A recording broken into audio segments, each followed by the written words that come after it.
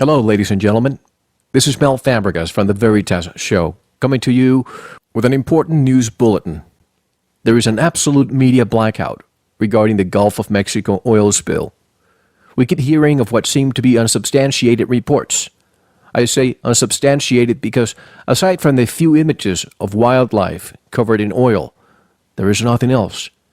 However, my stand literally changed a few minutes ago when I spoke to documentary filmmaker James Fox, who is at the closest point of this disaster. He's in Grand Isle, Louisiana, and the situation on the ground is most dire. Please know that I am in no way trying to spread any fear. I am simply reporting what you are not being told by the mainstream media. Why? Because their actions, or lack thereof, indicate that their reporting is being limited to a certain extent. And here's my conversation with James Fox. And directly from the state of Louisiana, closest to the epicenter of this massive environmental disaster, I have on the line respective documentary filmmaker and a friend of the show, James Fox. Hello, James. How are you? Well, be honest with you, a little freaked out. You know, James, I'm glad to hear your voice, first of all, and to know that you are fine. This is an out-of-the-blue interview, no pun intended. But I've been following your entries for the last couple of days. And for the listeners, tell us when you got there, what you have found. And James, is it true that the mainstream media is not reporting what you are seeing?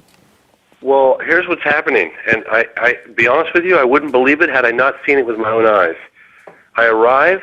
First of all, I spent a couple days in New Orleans, kind of, acclimating myself, and with a partner, a friend of mine, Jet, and we went around, did some interviews, man on the street, and it's kind of like life as usual, and the festivities and Bourbon Street, and everything else. And then we went out and we started to do some interviews talking about the oil spill, and there's this underlying sentiment, anger, frustration that came out, pouring out. I mean, people are so upset by their very way of life is being threatened right now, and the way the whole issue is being dealt with.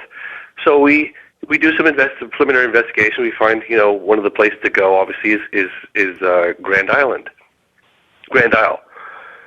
So we drive out to Grand Isle today, and it's kind of, the air is so thick out here you could cut it with a knife. The humidity and everything, and we're dealing with camera lenses fogging up and the windscreen and everything else, and we get out to. That's the tip of, we're like, 10 miles, maybe 5 to 10 miles from the epicenter at this point, and it's like bustling with activity. Helicopters were like, Chevron, a whole fleet of Chevron helicopters, and just workers everywhere, and people with badges, and I stop at this corner store, and it was just this feeling like this operation that was going on, and I just felt something very, very intense was happening. I get out of the car, my friend stays in the car, I go into the corner market, and I'm just being watched. Like, I can't tell you the feeling. I haven't had this investigating some of the most incredible UFO cases, like, for instance, Stephenville. I felt a little watched. I felt really uncomfortable. Get out of the car, I'm just being eyeballed. There's all these workers, they've got these, passes, credentials or passes on. I don't know if it's part of the cleanup crew or what. Go into the store, and I'm being looked at, and I try to acknowledge these people by hello, and they just turn and look at their feet. They don't want to. They're watching me, but they're not interacting with me at all. So I sit down at the counter and I order a soda pop. I'm talking to this couple of 15-year-old boys next to me, and the father of this boy apparently is working as part of the cleanup. He was a fisherman, but he no longer has his job, so he's part of the cleanup crew. And I'm starting to get this guy warmed up a little bit, real casual, and I start talking to this kid, and he says, nobody's talking to anybody out here right now. And where are you from? And I kind of tell him, I'm a concerned citizen. I'm in here, and he says, there's my dad's out of the cleanup crew, and there's a whole lot more to this story than what the media is reporting on right now. I'll tell you that much. Start talking, listen to a little bit more. It turns out, basically what's happening is there's a complete media blackout. They are arresting people with cameras. They will even arrest, I was told, off camera, that if they're caught talking to a reporter, they are going to go to jail. Wait a second, James. So this is true? What's circulating out there? Absolutely true. Absolutely true. Yes, absolutely true. I'm here. I'm sorry, I'm told to keep my voice down in my hotel room, but it was absolutely true. I swear to you, I wouldn't have believed it had I been there myself. And they say, you call this a free country right here in the United States of America, and there's no freedom of press, there's no freedom of speech. They're closing down the airspace above the oil spill, so reporters can't fly over just to determine how bad these oil plumes really are. They're putting these detergents. What's they're putting in? The dispersants in the water that cause the dispersants. Yes, that's just like a known fact out here. And any cameras, they're shutting off the beaches. You can't take any. I talked to people working in gas stations in the area saying that my sister's out here. She couldn't even take a picture. No one will allow any photography. You have to sign. Who is arresting people? Who is arresting people? Who? That's a very good question. Is it BP behind it? This is supposed to be a state park. I'm telling you right now. My partner was like, let's get the beep out of here right now. I mean, I really wanted to stay there and go to a local bar and find out more. Tomorrow I'm going to go back in there, but I'm telling you right now, they got the clamp down. It's high security. BP is taking over. As far as I know, it's BP. And the government, to some extent, must have some involvement with it. I mean, Obama was at that very location on Friday. There was no mention of all this secrecy. Somebody sent me a video tonight of people who are supposedly witnessing Humvees and black vehicles with red lettering that say disaster relief and troops in full gear. Have you seen any of that? I have not, but that wouldn't surprise me at all. I tell you, it was getting really dark. I saw police. We saw police on a number of occasions pulling cars over. They said they're arresting people with cameras. You can't even get access to the Grand Isle, which we were about 5 or 10 miles away from. There's all this activity going on, like it's bustling with activity, and there's this underlying feeling of like secrecy and almost like, I'd be honest with you, I hate to be kind of like this is a huge disaster. That the extent of this is so much further than what we're being told. I'm telling you, man. I was out there today, just a few hours ago.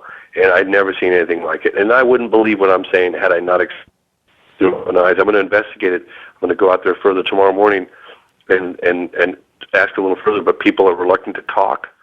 I mean, I'm telling you, I got some gasoline on the way out of town, and I talked to the woman behind the counter. She said, well, that's really funny. My sister's, they grew up in this area. My sister couldn't even take a picture. She was getting arrested. I said, who's doing this? Who's behind this? Yes. I don't know, man. I don't know, Mel. If I call the Grand Isle Police Department and speak to the sheriff's office and ask them, sir, who is arresting people, you think they'll tell us? I don't know. I mean, I'm glad to give you guys an update. I'm going to go back out there in the morning, but I'm also going to a place called Huma, where the fishing industry is largely affected.